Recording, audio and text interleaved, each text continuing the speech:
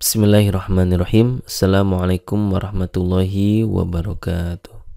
Alhamdulillah wassalatu wassalamu ala Rasulillah wa ala alihi washabihi wa mawala. Teman-teman sekalian, kita lanjut lagi ngaji ilmu nahwinya yang bersumber atau referensinya adalah kitab Al-Ajurumiyah. Adapun bab ataupun bahasan kita pada kesempatan kali ini adalah tentang i'rab. Sebelumnya kita akan baca matanya terlebih dahulu ya. Bismillahirrahmanirrahim.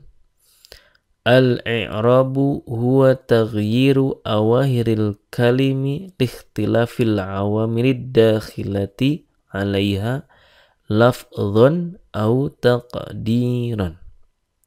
Yang artinya i'rab adalah perubahan akhir kata karena bedanya amil yang masuk kepadanya baik secara lafaz atau perkiraan.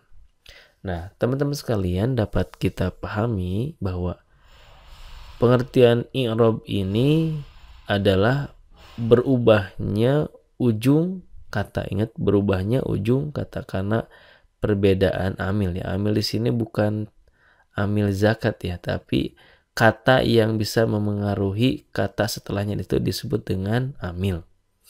Dan i'rab ini teman-teman sekalian jadi fokus utama dalam pembahasan ilmu nahwu. Oke, teman-teman sekarang silakan perhatikan 3 kalimat berikut ini. Muhammadun Rasulullahi. Kalimat yang kedua, asyhadu anna Muhammadan Rasulullahi. Kalimat yang ketiga, Allahumma sholli ala Muhammadin. Nah, teman-teman sekalian, kalau kita perhatikan kata Muhammad di kalimat yang ke-1, kedua, dan ketiga itu ujungnya berbeda. Kalau yang pertama dibaca Muhammadun, ujungnya dun. Kalau yang kedua Muhammadan, ujungnya dan yang ketiga Muhammadin, ujungnya din. Nah, perubahan Muhammadun ke Muhammadan ke Muhammadin itu disebutnya dengan i'rab. Ingat ya, disebutnya dengan i'rab. Nah, lalu apa yang menjadikannya berubah? Asalnya dun jadi dan jadi din. Nah, yang mengubahnya itu adalah amil. Nah, kalau di kalimat yang pertama Muhammadun itu jadi mubtada, sehingga dibacanya rofa atau dhamma. Kemudian kalau yang kedua ada anna, jadi asalnya Muhammadun, kalau ada anna jadi Muhammadan. Sedangkan di yang ketiga karena ada ala, jadinya dibaca Muhammad. Jadi kalau ada ala itu gak boleh dibaca ala Muhammadun atau ala Muhammadan, tapi harus ala Muhammadin. Nah, kalau yang Muhammadun, Muhammadan, Muhammadin ini kan nampak jelas ya perubahan ujungnya. Nah, ada juga yang ujungnya itu berubah secara perkiraan atau tidak nampak, tapi pada dasarnya itu berubah. Nah, contoh di sini ada al-fata, innal fata, alal fata. Nah, kata fata mungkin secara sekilas tidak ada bedanya, sama aja, gitu-gitu aja. Tetapi secara hakikatnya ini ada berubah karena al-fata ini asalnya al-fatayu. Al-fatayu.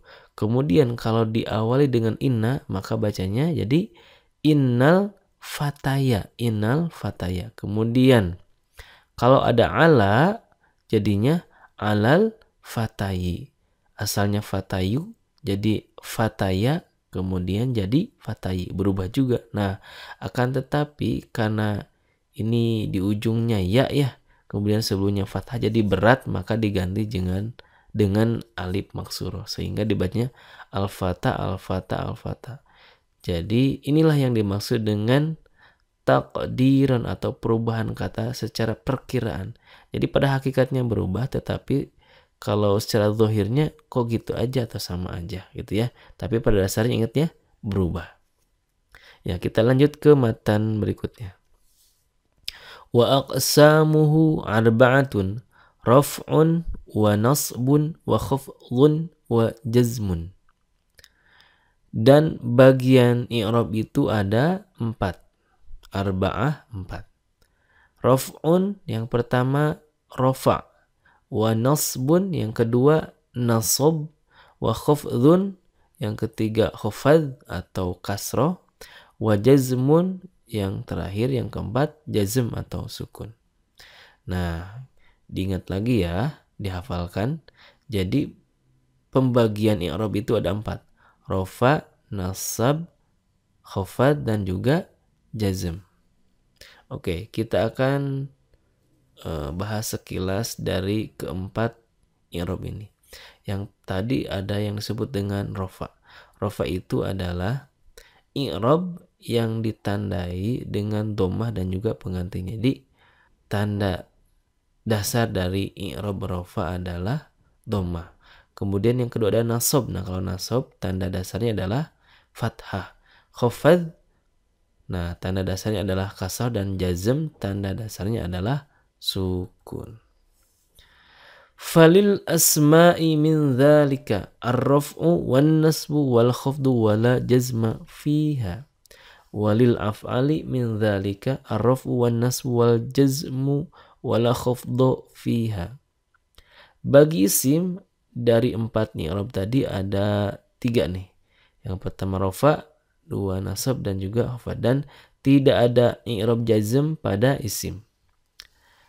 Adapun bagi fi'il dari keempat i'rab tadi ada rafa, nasab dan juga jazm, dan tidak ada i'rab khafad pada isim. Nah, teman-teman sekalian, dari matan ini dapat kita pahami bahwa ada penghususan. Jadi dari keempat i'rab tadi tidak masuk ke isim dan juga tidak masuk ke fi'il. Adapun kalau huruf itu tidak ditandai dengan i'rab ya. Kalau huruf tidak ditandai dengan i'rab, yang ditandai dengan i'rab itu hanya isim dan fi'il saja. Nah, untuk isim hanya ada 3, yaitu rafa, nasab dan juga khafad, dan tidak ada jazm.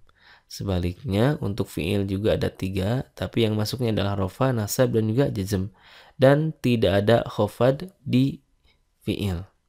Nah, dapat kita simpulkan kalau rafa dan nasab itu bisa masuk ke isim dan juga fi'il, sedangkan khafad hanya masuknya ke isim saja dan jazm masuknya hanya ke fi'il saja. Ya, seperti ini nih tandanya ataupun tabelnya seperti ini nih ya.